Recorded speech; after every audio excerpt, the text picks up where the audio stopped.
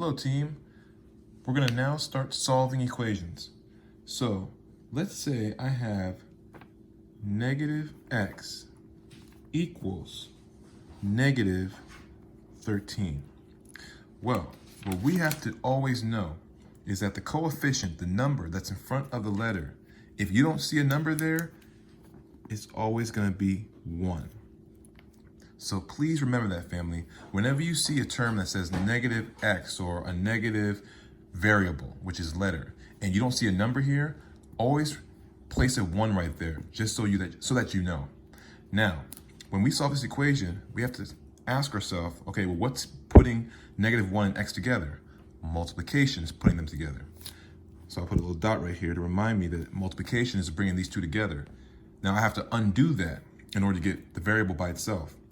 So that means I have to do the opposite of multiply by negative 1, which is divide by negative 1. And whatever I do on one side of this equation, I must do to the other side. Now, negative 1 divided by negative 1 is positive 1. X drops down. And then what is negative 13 divided by negative 1? Well, that's positive 13.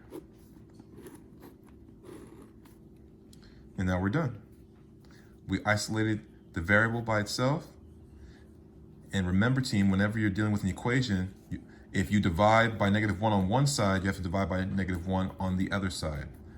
Okay, so that's a scale, if you will. That's a scale, and the scale has to match. They have to balance each other's weight. It has to be the same weight on both sides. Okay? All right, let's do another one. Let's do 2x is equal to 6. And let's remember, family, that 2, which is our coefficient, and x, our variable, is being brought together by multiplication. So let's undo times 2, which is divide by 2. Remember, the inverse of multiplying by 2 is to divide by 2. And whatever you do on one side of the equation, you have to do to the other side. So 2 divided by 2 is positive 1. X drops down. 6 divided by 2 is 3.